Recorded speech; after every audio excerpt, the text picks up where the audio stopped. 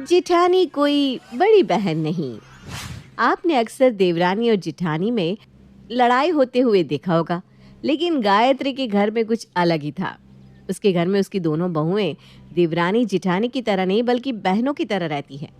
गायत्री के घर में काफी शांति थी और यही देख गायत्री को काफी सुकून था। ऐसे ही एक दिन, रूपाली दीदी आज खाने में क्या बनेगा? देख लो छाया, जो तुम्हें ठीक लगे वो बना लो। वैसे भी इस घर के मर्द बाहर रहते हैं तो हम लोग तो कुछ भी खा लेंगे। ऐसे कैसे मैं बना लूँ कुछ भी? मैंने हमेशा आपसे पूछ कर ही खाना बनाया है, इसलिए आज भी आपसे पूछ कर ही खाना बनाऊंगी।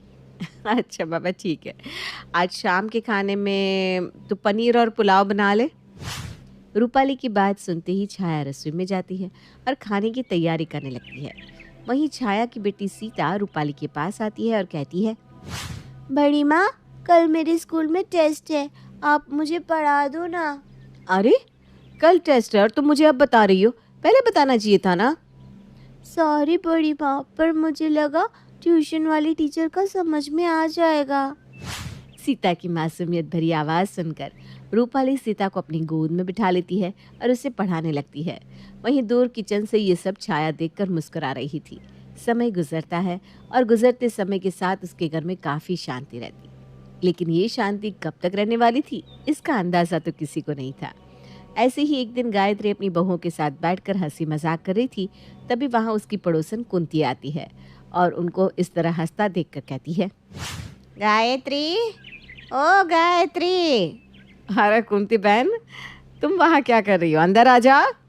हाँ हाँ अभी आई। ऐसे क्या बात है, तुम सब इतना खिलखिला क्यों रहे हो? अरे बहन, खिलखिलाने की भी कोई वजह होगी।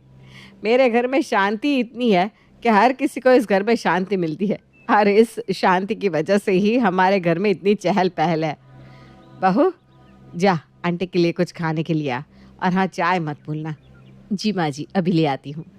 दीदी आप रहने दो, मैं ले आती हूँ। ठीक है छाया, तुम चाय वगैरह बनाओ, मैं तब तक घर के और काम निपटा देती हूँ। इस तरह छाया और रूपाली वहाँ से चाय लेने चली जाती है।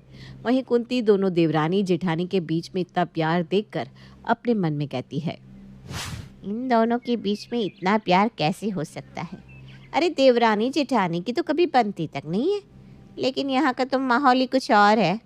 खैर जो भी है, गायत्री के घर में इतनी शांति कुंती को हजम नहीं हो पा रही थी, इसलिए अब कुंती यहाँ भी अपना मसाला डालने लगती है। गायत्री वैसे सच में हाँ, तेरे घर में बहुत शांति है।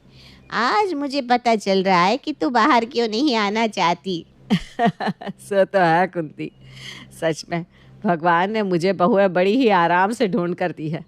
मेरी बड़ी बहू इस घर को काफ़ी अच्छे से संभालती है और मेरी छोटी बहू भी मेरी बड़ी बहू की ही परछाई है। भगवान मेरे जैसी बहुएं सबको दे। इन्हें देखकर कभी ऐसा लगा ही नहीं कि मेरे घर में मैं बहू लेकर आई हूँ। इन्होंने मुझे इतना प्यार दिया है, इतना प्यार दिया है कि इतना प्यार तो बेटियां भी अपनी माँ से नहीं करती। ये तो बहुत अच्छी बात है, लेकिन सच कहूँ तो मुझे तेरी छोटी वाली ना थोड़ी सी चालाक लगती है। मतलब वो थोड़ा चंट लगती है। मुझे ऐसा लगता है कि जब उसका काम निकल जाएगा तो वो तुम दोनों को पूछेगी भी नहीं।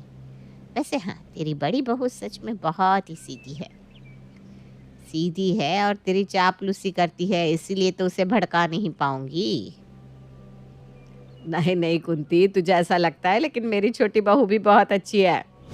कुंती और गायत्री आपस में बात कर रहे थे, तभी वहाँ छाया अपने हाथ में चाय की ट्रे लेकर आती है और छाया को देखकर कुंती चुप हो जाती है।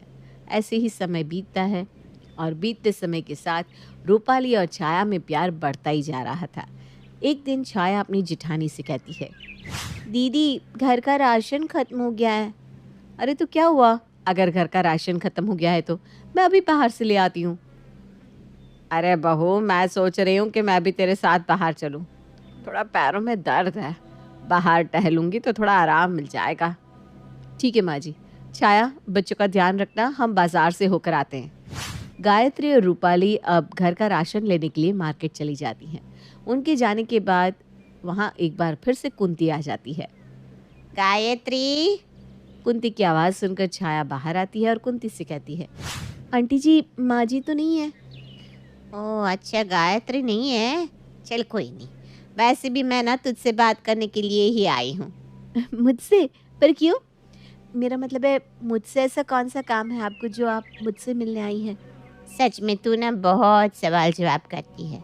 अरे मैं तुझे बहुत ज़रूरी बात बताने आई हूँ, जिसे सुनकर ना तेरे पैरों तले ज़मीन खिसकने वाली है। अरे ऐसी भी कौन सी बात है आंटी जी, जिसे सुनकर मेरे पैरों तले ज़मीन खिसक जाएगी? तेरी जेठानी तुझसे जलती है, वो नहीं चाहती कि तुझे इस घर में उससे पहले रखा जाए। ये कैसी बात कर रही हैं आप आंटी जी? वो जेठानी जी नहीं है, बल्कि मेरी बड़ी बहन है, और उन्होंने कभी भी ऐसा नहीं सोचा जैसा आप मुझे कह रही हैं। तुझे मेरी बात पर विश्वास करना है तो कर, नहीं तो तेरी मर्जी। अरे अगर जब वो इतनी ही भोली और शरीफ होती तो खुद घर का सामान लेने क्यों जाती, तुझे क्यों ना भेजती। अरे आखिर तू भी तो इस घर की बहू है, क्यों सारा हिसाब किताब वो अपने पास ही रखती है। देख छाया, मैं तुझे इस घर का सच बताने आई हूँ। अरे तुझे पता भी है कि तेरी सास हर समय अपनी बड़ी बहू की तारीफ ही करती रहती है। तुझे मानना है तो मान, वरना तेरी मर्जी। कुंती अपनी बातें छाया के कान में फूंक कर चली जाती है, लेकिन छाया को उसकी बात पर विश्वास नहीं था। वो उसकी बातों को इग्नोर कर देती है। शाम को जब रूपाली और गायत्री आती हैं तो रूपाली किसी से कुछ ना कहते हुए अपने कमरे में चली जाती है। उसका ऐसा बर्ताव देखकर छाया को कुछ भी समझ में नहीं आया कि आखिर उसकी जेठानी ने उससे बात क्यों नहीं की। समय बीतता है। एक दिन छाया अपनी जेठानी के पास आती है तो देखती है रूपाली अपनी बेटी को खाना दे रही है, और वहीं सीता बैठी अपनी बड़ी माँ का मुंह देख रही थी। रूपाली सीता को खाने के लिए कुछ देती उससे पहले ही छाया वहां आ जाती है और सीता का हाथ पकड़कर उसको वहां से ले जाने लगती है। पर तभी रूपाली छाया को रोकती है और कहती है, छाया क्या हुआ? तुम मुझसे गुस्सा हो क्या? गुस्सा मैं नहीं बल्कि आप हैं। आप ही मुझसे बात नहीं कर रही हैं, और वैसे भी आप मुझसे बात क्यों करेंगी? आखिर मैं होती ही कौन हूँ? अरे अरे, ये तुम कैसी बात कर रही हो? छाया, तुम्हें पता है तुम मेरी छोटी बहन हो। अगर मैं आपकी छोटी बहन होती तो आप मुझे हर चीज़ बताती, आप मुझसे कुछ छुपाती नहीं। अरे लेकिन मैंने क्या छुपाया है? मुझे तो कुछ समझ में ही नहीं आ रहा। तुम मुझे कुछ तो बताओ। अब कुछ बताने और छुपाने के लिए बचा ही नहीं है। एक आप है जो इस घर को अपने काबू में कर रखा है, वहीं दूसरी तरफ माँ जी बाहर दूसरों के सामने सिर्फ आपकी तरफदारी करती है। क्यों? क्या मैं इस घर की बहू नहीं हूँ? छाया, ये तुम कैसी बात कर रही हो? तुम भी इस घर की बहू हो। तुमसे ये बात किसने कही कि माँ जी तुम्हारी बुराई करती है? और मैंने तुमसे क्या छुपाया है, ये तो बताओ। एक तो आप मेरी बेटी को अपनी बेटी नहीं समझती, दोनों में भेदभाव करती हैं, और आप कहीं बाहर जाती हैं तो मुझसे बिना बात किए, बिना कोई हिसाब दिए ही अपने कमरे में चली जाती हैं। आप उस दिन जब राशन लेकर आई थी तब मैंने देखा था आप कुछ लेकर आई हैं, लेकिन आपने मुझे कुछ नहीं बताया। रूपाली छाया की बात का कोई जवाब नहीं देती और चुप हो जाती है, जिसके बाद छाया भी वहां से चली जाती है। समय गुजरता है और गुजरते समय के साथ आए दिन उसके घर में बहस होती रहती। जिस घर में एक समय शांति हुआ करती थी, आज इस घर में सिवाय लड़ाई के कुछ नहीं होता। लेकिन छाया क्यों लड़ रही थी? आखिर क्या वजह थी जिस कारण वो इतना चिढ़ी चिढ़ी रहने लगी थी? बस यही जानने के लिए रूपाली अपनी सास गायत्री से कहती है, माँ जी, मुझे लगता है हमारी छाया को किसी ने भड़काया है, वरना आज से पहले उसने मुझसे कभी भी बदतमीजी से बात नहीं करी। लेकिन अब उसका बर्ताव पूरी तरह बदल चुका है। इसके पीछे की वजह तो हम लोगों को जाननी होगी। हमें पता लगाना होगा कि आखिर क्या वजह है जो वो इतना गुस्सा करती है, इतना भड़कती है। रूपाली बहू, छाया ऐसी हरकत क्यों कर रही है, इसके पीछे की वजह शायद मुझे पता है। क्या वजह है? मेरा मतलब कौन है जो उसे भड़का रहा है? कुंती। कुंती ही है जो उसको भड़का रही होगी, लेकिन वो ऐसा क्यों कर रही है ये पता नहीं। अब ये बात तो कुंती आंटी खुद ही बताएंगी कि आखिर वो छाया को भड़का क्यों रही है।